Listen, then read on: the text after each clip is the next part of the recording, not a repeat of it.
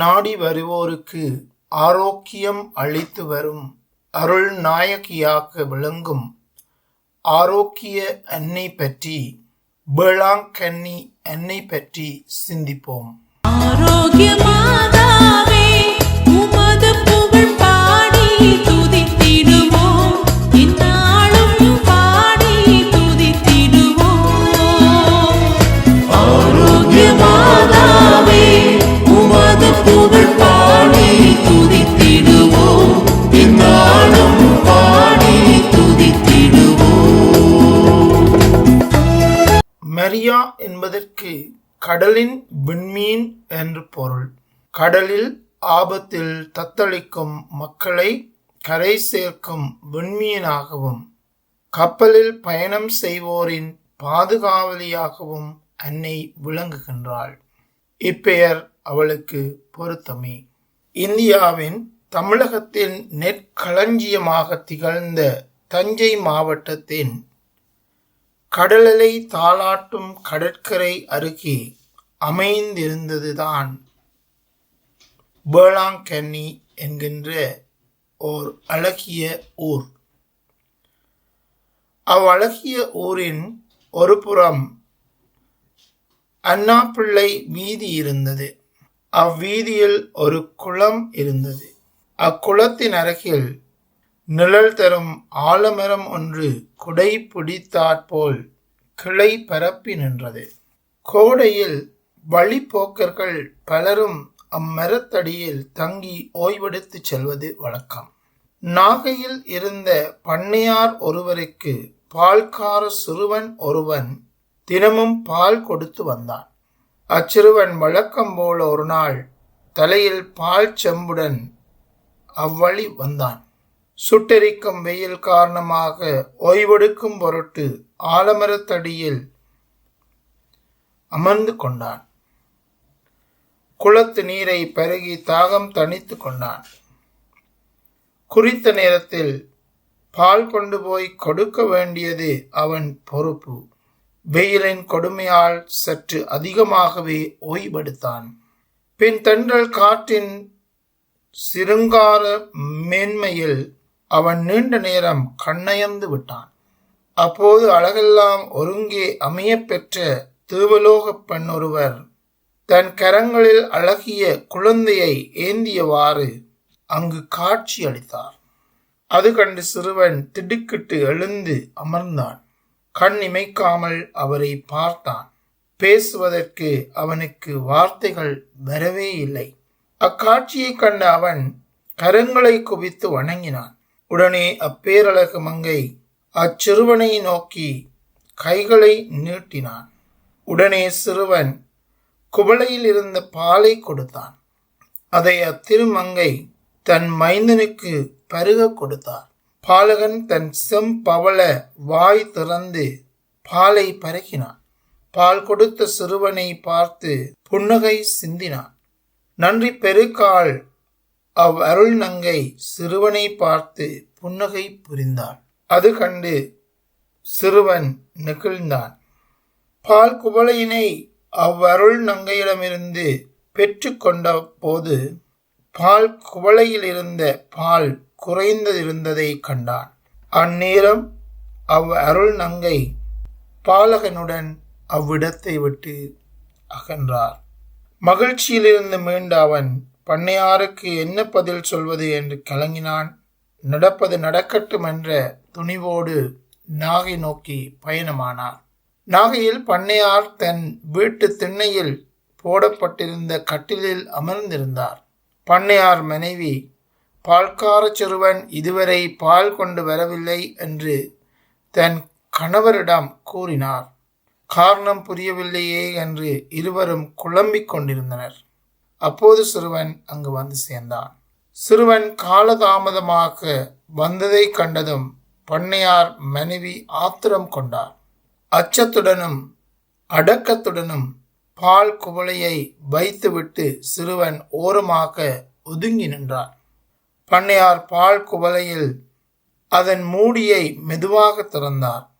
குவளையில் பால் குறைவாக இருந்தது. காரணம் கேட்பது போல சிறுவனை உற்று பார்த்தார். சிறுவன் பதில் சொல்ல வாய் திறக்கும் முன் குவளையில் இருந்த பால் பொங்கி வழிந்தது. அக்காட்சி கண்ட பண்ணையாரும் அவரது மனைவி மற்றும் பால்கார சிறுவனும் வியப்படைந்தனர். பண்ணையார் சிறுவரிடம் நடந்தது குறித்து கேட்டு தெரிந்து கொண்டார். பால் பொங்கிய செய்தி காட்டு தீ போல எங்கும் பரவியது. மக்கள் கூட்டம் கூட்டமாக வந்து பார்த்து வியந்தனர். இப்புதுமை பற்றி பெருமையாக பேசிக்கொண்டனர். அந்த பண்ணையார் அவ்வருள் நங்கையை தானும் காண வேண்டுமென்று ஆவல் கொண்டு பால்கார சிறுவனை அழைத்து அக்காட்சி கண்ட இடத்திற்கு தன்னை அழைத்து செல்ல சொன்னான். இருவரும் குளத்தின் அருகே சென்றனர். அப்போது பால்கார சிறுவன், அம்மா, மீண்டும் ஒரு முறை அடியேனுக்கு திருமுக தரிசனம் தாருங்கள். நான் கண்ட காட்சி உண்மை என்று மெய்ப்பிக்க வாருங்கள் அம்மா என்று மனமுருகி அழைத்தான். அச்சிறுவன் அழைப்பை ஏற்று அப்பேரழகு நங்கை தம் பாலகனை கரத்தில் ஏந்தியவராய் மீண்டும் அங்கே வந்தார். பேரழில் மிகுந்த அவ்வன்னையின் கரத்தில் இருந்த பேரழகு சிறுவன் அவர்களை பார்த்து புன்னகை சிந்தினான். இந்த அற்புத காட்சி கண்ட பண்ணையார் பரவசமடைந்தார். அவரை போலவே பால்கார சிறுவனும் விழுந்து வணங்கினான்.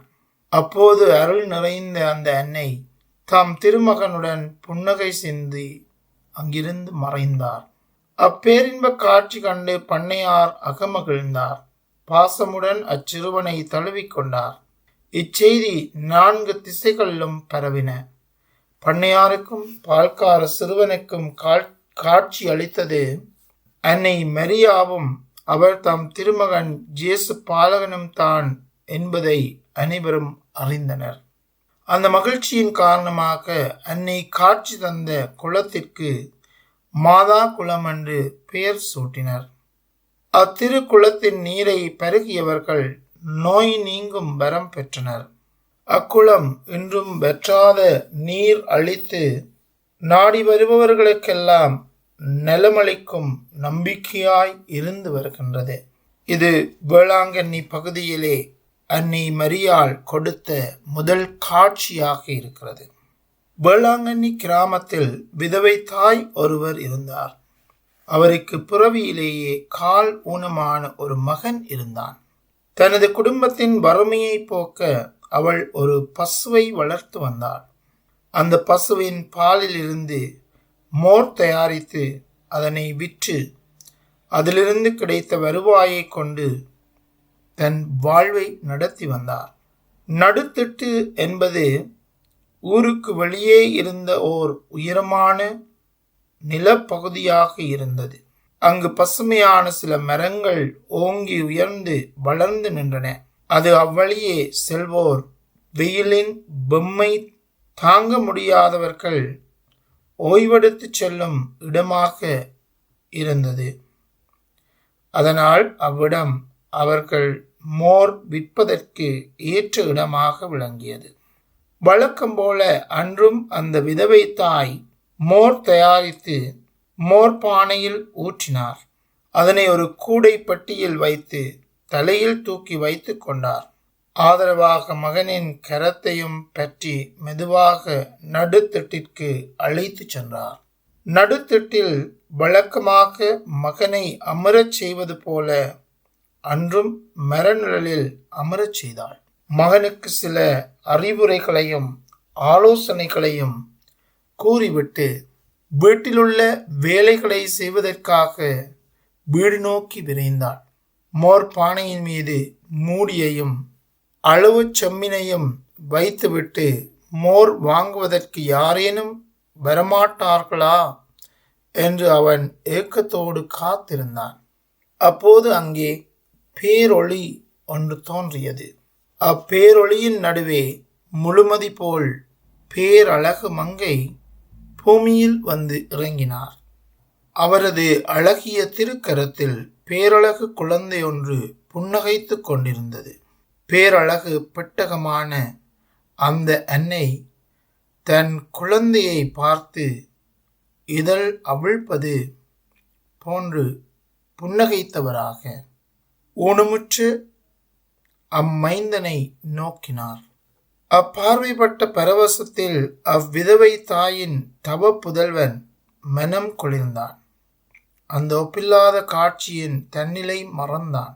அத்தாய் திருவாய் மலர்ந்து, மகனே மகனே, என் பாலகன் பருக கொஞ்சம் மோர் தருவாயா என்று கேட்டார். அவன் மறுவார்த்தை பேசாமல் மோர் குவளையை அப்பேரழகு மங்கையிடம் உவப்புடன் அளித்தான். அதனை பெற்றுக்கொண்ட அவர் தன் மைந்தனுக்கு பருக கொடுத்தார். பாலகன் பருகி மகிழ்ந்தான். பாலகனின் பருகிய மோர் செவ்வாயில் வலிய நன்றி பெருக்குடன் மோர் தந்தவனை நோக்கி புன்முறுவல் பூத்தார். மகனே, மோர் தந்து தாகம் தீர்த்த அம்மைந்தனின் ஊனம் தீர்த்திடுவாய் என்று அன்னை தன் மகனிடம் வேண்டினார். அன்னை சொல்லை தட்டாமல் அம்மைந்தன் ஊனம் போக்க அருள் புரிந்தார். சோம்பிய அவனது கால்கள் ஊட்டம் பெற்றன. அப்பொழுது அந்த தாய், மகனை எழுந்து நடு என்றாள். அன்னை மரியாளின் மகிமை அறியாததால் ஊனமுற்ற அந்த சிறுவன், அம்மா, முடமான மகனை நீங்கள் எள்ளி நடக்கி ஆடுகின்றீர்களே என்று துயரத்துடன் கேட்டான். அந்த அன்னையோ அவனிடம், மகனே, அவநம்பிக்கை கொள்ளாதே, நம்பிக்கை கொள். உன்னால் இப்போது எழுந்து நடக்க முடியும், முயற்சி செய் என்று உறுதியுடன் கூறினார். உடனே ஊனமான மைந்தன் அவ்வார்த்தைகளின் போது வலிமை பெற்றான். எழுந்து நடந்தான். பலவீனமான கால்களை பலப்படுத்தி கொண்டான். பின் அந்த அன்னை சிறுவனிடம், மகனே, நாகையில் செல்வந்தர் ஒருவர் இருக்கிறார். நீ அவனிடம் சென்று நீ நிற்கும் இந்த இடத்தில் ஒரு கோயில் கட்டும்படி கூறுவாயா என்று கேட்டார். அவன் துள்ளி குதித்து பெரும் மகிழ்ச்சியோடு நாகை நோக்கி ஓடினான். செல்வந்தரின் வீட்டை தேடி அடைந்தான். அப்போது நாகை செல்வந்தர் யாரிடமாவது மனம் விட்டு பேச வேண்டும் என்னும் ஆவலில் தனது பேர் இல்லத்தில் காத்திருக்கின்றார். அங்கு அவரை நாடி வந்த நண்பரிடம் தேவ அன்னை தம் மைந்தனை திருக்கரத்தில் ஏந்தியவாறு தனக்கு முந்தைய இரவு காட்சி அளித்ததாக அவரிடம் கூறுகின்றார். அன்னையின் புகழை இப்பூமியில் மறையாமல் காக்க நான் ஏதாவது செய்ய வேண்டும் என்று அவர் வெளிப்படுத்தினார். அதற்கு அவருடைய நண்பன், வசதி படைத்த நீங்கள் அன்னைக்கு ஒரு ஆலயம் கட்டலாமே என்று கூறினார். நானும் அப்படித்தான் நினைத்தேன், நீங்களும் அதையே கூறிவிட்டீர்கள். ஆனால் எங்கு கட்டுவது என்பது பற்றித்தான் இன்னும் நான் முடிவு செய்யவில்லை என்று கூறினார். அவரது நண்பர், நன்றாக யோசியுங்கள், அன்னை அதற்கு ஒரு வழி காட்டுவார் என்று கூறிவிட்டு சென்று விட்டார். அவர் ஆழ்ந்த யோசனையில் மூழ்கி இருந்த போது அன்னையின் அருள் பெற்று அந்த சிறுவன் ஓடி அங்கு வந்து சேர்ந்தான். மூச்சிறைக்க தன் கதையையும் அன்னையின் அற்புத காட்சி கண்ட அனுபவத்தையும் ஊனமான தனது கால்களை உறுதிப்படுத்திய நிகழ்ச்சியையும் அவரிடம் எடுத்து கூறினார். பின் அன்னை அவரிடம் தனக்கு ஓர் ஆலயம் கட்டுமாறு கேட்டுக்கொண்டதையும் எடுத்து கூறினார். நடந்தவற்றை கேட்ட செல்வந்தர் வியப்பும் திகைப்பும் அடைந்தார். அன்னை காட்சி கொடுத்த இடத்திற்கு செல்வந்தர் அச்சிறுவனை அழைத்து கொண்டு ஓடிச் சென்றார். அன்னை காட்சி அளித்த இடத்தை செல்வந்தருக்கு காட்டிய சிறுவன் அந்த இடத்தில்தான் தனக்கு ஆலயம் கட்டும்படி அன்னை தெரிவித்ததாக கூறினார். வேளாங்கண்ணியை அடுத்திருந்த நடுத்தட்டில்தான் அன்னை அச்சிறுவனுக்கு காட்சி அளித்தார். சிறுவன் காட்டிய இடத்தை செல்வந்தர் வணங்கினார். அந்நேரம் நடுத்தட்டில் விட்டு சென்ற மகன் என்ன ஆனானோ என்ற கலக்கத்துடன் அந்த விதவை தாய் அங்கு வந்து சேர்ந்தார். முடமாக இருந்த தன் மகன் ஓடி ஆடிக்கொண்டிருப்பதைக் கண்டு வியந்து நடந்தவற்றை அனைத்தையும் அறிந்து கொண்டார். அந்த ஏழை தாய் மகிழ்ந்தார். மகிழ்ச்சியில் மகனை ஆறத் தழுவி கொண்டார். இதற்குள் செய்தி கேட்டு ஊர் மக்கள் அங்கு வந்து கூடினர். நடந்த அற்புதங்களை கேட்டு வியந்தனர். அன்னை அறிவித்தபடி நாகை செல்வந்தர் ஊர் மக்களின் ஒத்துழைப்புடன் மண்ணால் சுவர் எழுப்பி மேலே கூரை வேய்ந்து ஒரு சிறு கோவிலை அங்கு கட்டினார். அவர் கனவில் கண்டவாறு தனது திருக்கரங்களில் உலக மீட்பரை ஏந்திய அருள்முகம் கொண்ட அன்னையின் சுரூபத்தை பீடத்தில் வைத்தார். அன்னை காட்சி தந்த செய்தியும் முடமான சிறுவன் நடந்த அற்புத நிகழ்வும் குறித்த செய்தி எங்கும் பரவியது. குடிசை கோயிலுக்கு மக்கள் கூட்டம் கூட்டமாக வரத் தொடங்கினர்.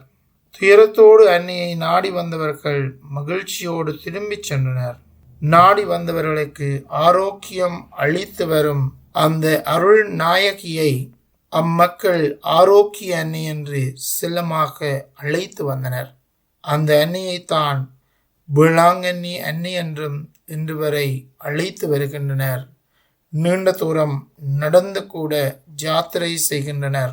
பலர் அங்கே சென்று நேர்த்தி கடன்களை நிறைவேற்றி தங்களுடைய வாழ்வை முற்றுமுழுதாக மாற்றுகின்றனர்.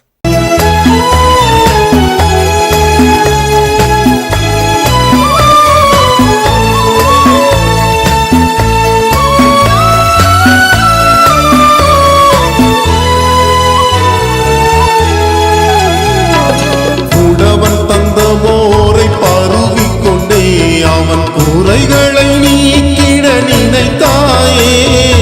உடவன் தந்த மோரை பருகிக் கொண்டே அவன் குறைகளை நீக்கிட நினைத்தாயே. நடந்திடும் கால்களும் நோயற்ற வாழும் இயேசுவின் அருளால் கொடுத்தாயே. இயேசுவின் அருளால் கொடுத்தாயே. ஆரோக்கிய மாதாவே உமது புகழ் பாடி துதித்திடுவோம். இந்நாளும் பாடி துதித்திடுவோம். பாலன் இயேசுவின் பசியை போக்கவே பசும்பால் வாங்கி தந்தாயே.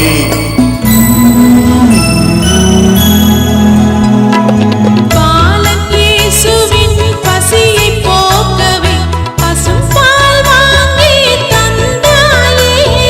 பாலன் இயேசுவின் பசியை போக்கவே பசும்பால் வாங்கி தந்தாயே. இந்த உலகம் உள்ளவரை உன்னை வேண்டிக் கொள்ளும் அடிமைகள் வாழ்ந்திட அருள் புரிவாய்.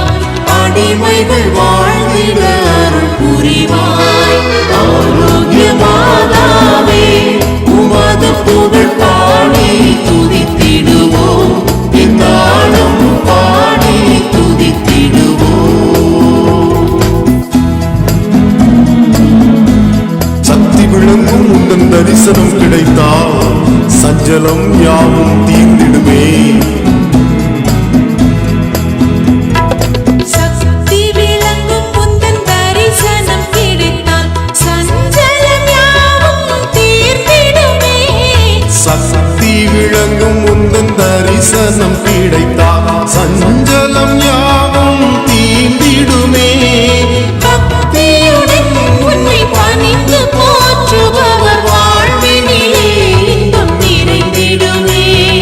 வாழ்வினிலே இன்பம் நிறைந்திடுமே. ஆரோக்கிய மாதாவே உமது புகழ் பாடி துதித்திடுவோம். இந்நாளும் பாடி துதித்திடுவோம். கவலையினால் மனம் வருந்தும் ஏழைகளின் கண்ணீரை கனிவுடன் துடைத்தாயே. கவலையினால் மனம் வருந்தும் ஏழைகளின் கண்ணீரை கனிவுடன் துடைத்தாயே. கவலையினால் மனம் வருந்தும் ஏழைகளின் கண்ணீரை கனிவுடன் துடைத்தாயே. நமது நன்னாளில் வந்து தானங்கள் செய்தவர் உன்னத நிலை பெற வைத்தாயே. உன்னத நிலை பெற வைத்தாயே. ஆரோக்கிய மாதாவே உமது புகழ் பாடி துதித்திடுவோம். இந்நாளும் பாடி துதித்திடுவோம்.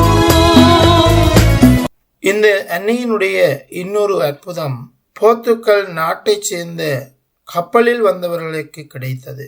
போர்த்துக்கல் நாடு 12ஆம் நூற்றாண்டு முதல் 19ஆம் நூற்றாண்டு வரை அரச மரபினரால் ஆளப்பட்டு வந்தது. இந்நாடு வளமிக்கதாக விளங்கியது. அந்நாட்டவர்கள் தங்கள் நாட்டில் விளைந்த விளை பொருட்களையும் கைவினை பொருட்களையும் விற்பனை செய்யும் பொருட்டு கடல் கடந்து வாணிபம் செய்து வந்தனர். போர்த்துக்கல் நாட்டின் தலைநகரான லிஸ்பனில் பெலையின் புனித மரியன்னை என்ற பெயரில் மரியன்னைக்கு திருத்தலம் ஒன்று உள்ளது. போர்த்துக்கல் மக்களின் உள்ளத்தில் நீக்கமற நிறைந்திருக்கும் மரியன்னை மீது கொண்ட அன்பின் காரணமாக அவர்கள் சென்ற இடங்களிலெல்லாம் தங்கள் அன்பின் நினைவு சின்னமாக அன்னைக்கு ஆலயங்கள் எழுப்பினர். வாஸ்கோ ட காமா ஒரு கடல் வழிகாட்டியாக விளங்கியது மட்டுமல்லாமல் தனக்கு பின் வருபவர்களுக்கு மரியாவின் பக்தியை பரப்பிடச் செய்யும் முன்னோடியாகவும் விளங்கினார். 1492ஆம் ஆண்டு போர்த்துகீசியராகிய வாஸ்கோ ட காமா கடல் வழியாக முதன்முறையாக இந்தியாவை அடைந்தார். அவருடைய மரக்கலத்தின் நாற்புறமும் கொடிகள் பறக்க விடப்பட்டிருந்தன. அவை மரியாவின் திருவுருவம் பொறித்த கொடிகளாகும். வாஸ்கோ ட காமா தரையிறங்கும் இடங்களிலெல்லாம் சிலுவை சின்னத்தை நிறுவி செல்வது அவருடைய வழக்கம். அவரது மரக்கலத்தின் அடித்தள அறையில் மரியாவின் திருவுருவம் அமைந்த அழகிய பீடம் அமைக்கப்பட்டிருக்கும். கடல் பயணத்தின் போது ஆன்ம பணியாற்றிட அருட்தந்தையும் உடன் இருப்பார். பயணம் எளிதாக அமையவும் வாணிபம் வெற்றியாக அமையவும் அனைவரும் பக்தியுடன் திருப்பலியில் பங்கெடுத்து நற்கருணை உட்கொள்வர். இதுதான் வாஸ்கோ ட காமாவின் கடல் பயணத்தின் சிறப்பு அம்சமாகும். வாஸ்கோ ட காமாவை தொடர்ந்து அம்முறையை போர்த்துகீசியர்கள் கடைபிடித்து வந்தனர். 17ஆம் நூற்றாண்டின் பிற்பகுதியில் போர்த்துகீசியர் கீழை நாடுகளில் கடல் பயணம் செய்து வந்தனர். 16 மற்றும் 17ஆம் நூற்றாண்டுகளில் போர்த்துகீசிய வணிகர்கள் இந்தியா, ஆப்பிரிக்கா, சீனா, ஜப்பான் மற்றும் கிழக்கிந்திய தீவுகளில் தங்கள் செல்வாக்கை வளர்த்து கொண்டதுடன் மரியாவின் புகழ் பரப்பும் வகையில் ஆங்காங்கே ஆலயங்களையும் அமைத்திருந்தனர். போர்த்துகீசியர்கள் நாடுகளை பாதுகாத்து ஆளுவதை விட கோவில்கள் கட்டுவதில் திறமை மிக்கவர்கள் என்று ஒரு ஆங்கில ஆசிரியர் குறிப்பிடுகின்றார். நாடுகளை அவர்கள் இழந்த போதிலும் அவர்கள் கட்டிய ஆலயங்கள் நிலைத்து நிற்கின்றன. 17ஆம் நூற்றாண்டில் வணிக கப்பல் ஒன்று சீன நாட்டில் உள்ள மக்காய் துறைமுகத்தில் பாய் விரித்து கொண்டு மேற்கு திசையை நோக்கி சென்று கொண்டிருந்தது. பின்னர் அது வங்காள விரிகுடா வழியாக விரைந்தது.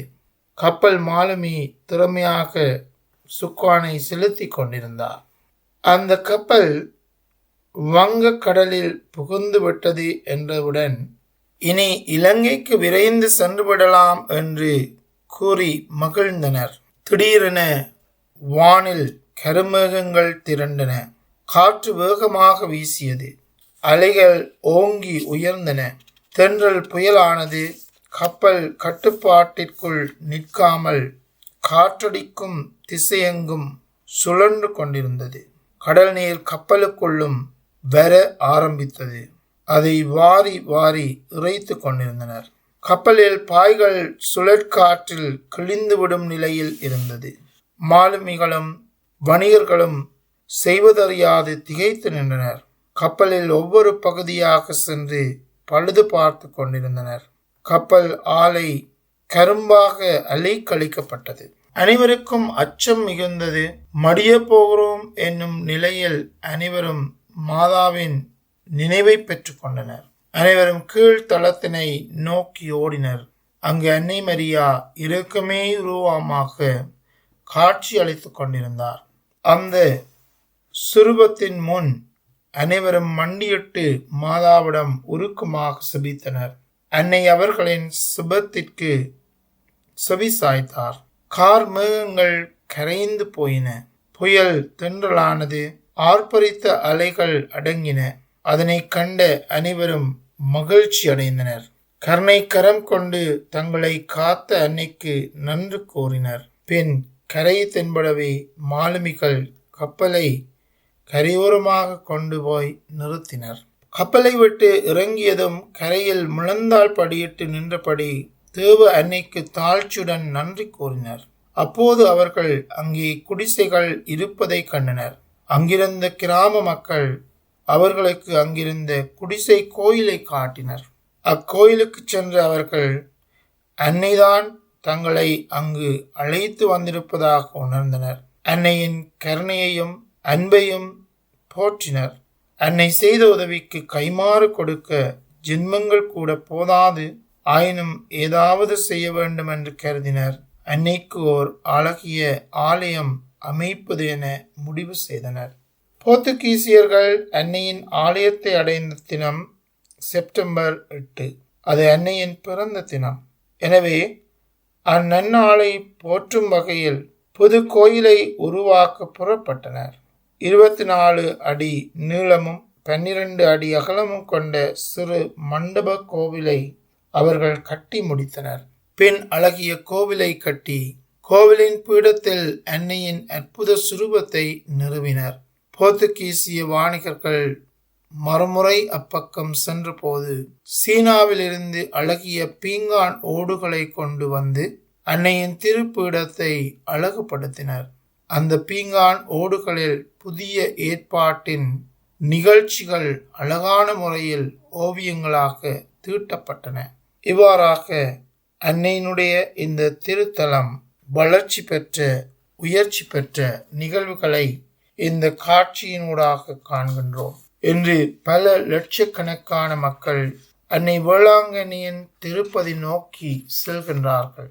அங்கே தங்கள் நேர்த்தி கடன்களை நிறைவேற்றுகின்றார். இன்னும் விசேடமாக பிற மத சகோதரர்களும் அங்கே இணைந்து சென்று அன்னையின் பக்தியில் நிலைத்திருந்து தங்கள் வேண்டுதல்களை சமர்ப்பித்து அன்னையிடம் ஆறுதல் பெற்று ஆரோக்கியம் பெற்று குணம் பெற்று நலம் பெற்று வருகின்றார்கள்.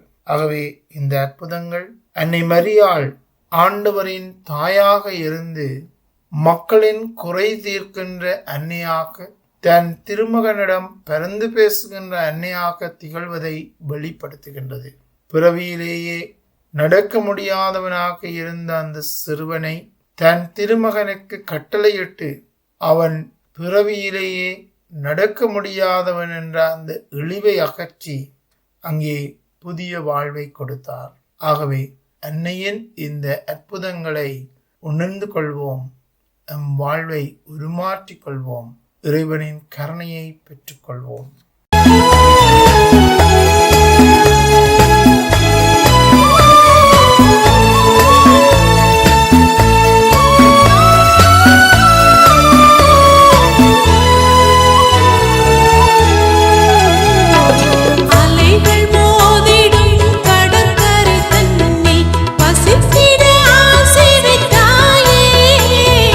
அலைகள் மோதிடும் கடற்கரை தன்னில் வசித்திட ஆசை வைத்தாயே.